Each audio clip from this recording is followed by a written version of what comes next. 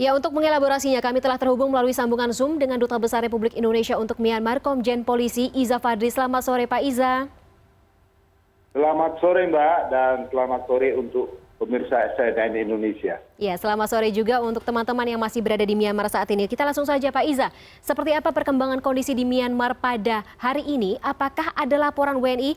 Saya harap tidak ada ya yang menjadi korban dalam aksi unjuk rasa menentang kudeta militer di Myanmar. Baik, kondisi keamanan secara umum masih fluktuatif, di mana aksi unjuk rasa dan pemblokiran jalan masih dilakukan di berbagai wilayah di Myanmar, termasuk di Yangon.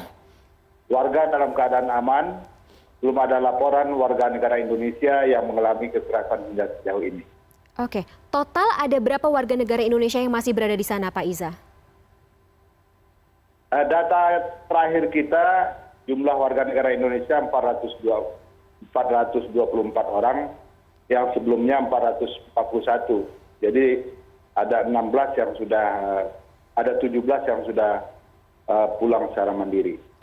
Ada yang melaporkan kepada Bapak, mereka ikut dalam aksi unjuk rasa menentang aksi kudeta?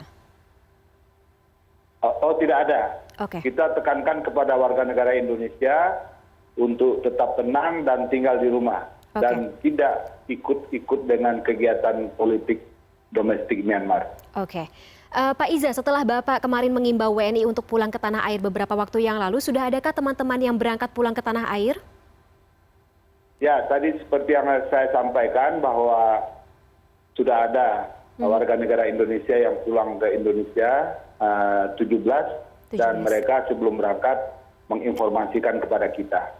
Oke, kepulangannya kapan dan memakai maskapai apa saja, Pak? Mungkin ada yang melaporkan? Terdata Ya, gitu? untuk saat ini ada 2 penerbangan dari Myanmar atau dari Yangon, yaitu melalui transit di Kuala Lumpur dan transit di Singapura.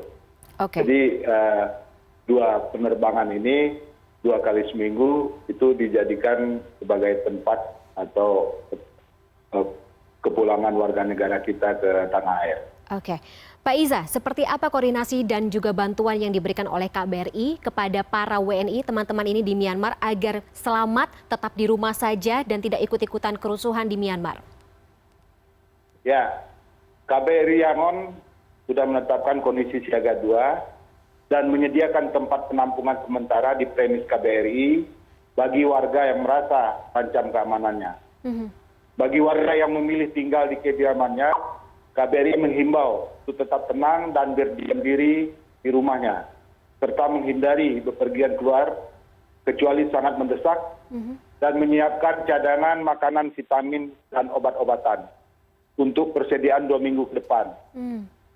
Untuk meminimalkan keperluan keluar rumah dan antisipasi kemungkinan penutupan tempat-tempat perbelanjaan.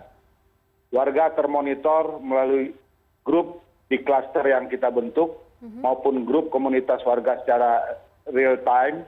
Mekanisme koordinasi dan komunikasi melalui SMS blast juga telah dilaksanakan saat adanya pemutusan internet. Baik. Senang mendengarnya bahwa komunikasi masih terjalin antar sesama teman-teman di sana ya.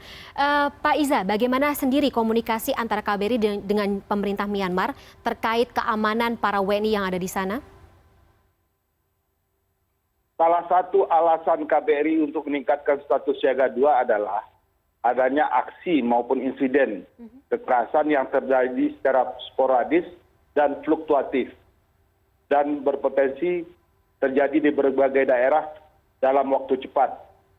Dan tidak ada jaminan keamanan bagi warga negara asing termasuk WNI lainnya. Sejauh ini belum ada laporan korban yang berasal dari warga asing maupun WNI. Tidak ada jaminan keamanan bagi WNI ya Pak Iza, sehingga kita atau teman-teman di sana saling melindungi diri sendiri seperti itu? Ya, jadi bukan tidak ada jaminan, tetapi kita berupaya melakukan koordinasi untuk melindungi warga negara Indonesia. Karena sampai sejauh ini yang memegang kekuasaan dan pengunjuk rasa masih saling tuding dan saling bentrok. Oke. Pak Iza, kalau misalnya ada sanak keluarga di Indonesia yang ingin mengetahui kondisi dari teman-teman yang masih di Myanmar, kemana bisa menghubungi? Baik, itu bisa menghubungi langsung ke KBRI Yangon lewat Twitter maupun Facebook KBRI Yangon. Dan juga bisa langsung ke Kemlu, yaitu di Direktorat Pelindungan WNI dan BHI Indonesia. Oke, Pak Iza terakhir Pak, bagaimana sendiri dengan komunikasi antara KBRI di Myanmar dengan Kemenlu atau Kementerian Luar Negeri di Indonesia? Apakah ada semacam bentuk jaminan bahwa kepulangan ini tidak akan dipersulit atau seperti apa Pak?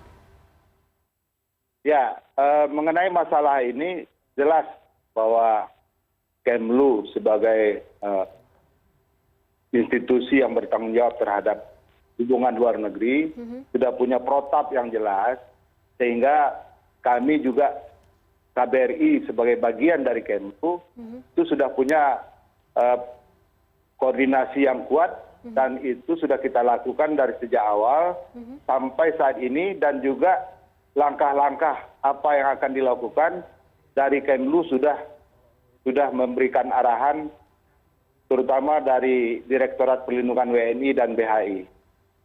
Oke, terima kasih Pak Iza. Kami harapkan agar tensi di sana menurun, kondisi teman-teman yang masih di Myanmar dan juga Bapak serta keluarga semuanya juga aman, serta tidak terkena dampak dari kerusuhan yang terjadi di wilayah Myanmar atau beberapa wilayah di Myanmar. Terima kasih Pak Iza atas waktunya bergabung bersama kami di CNN Indonesia Newsroom sore hari ini.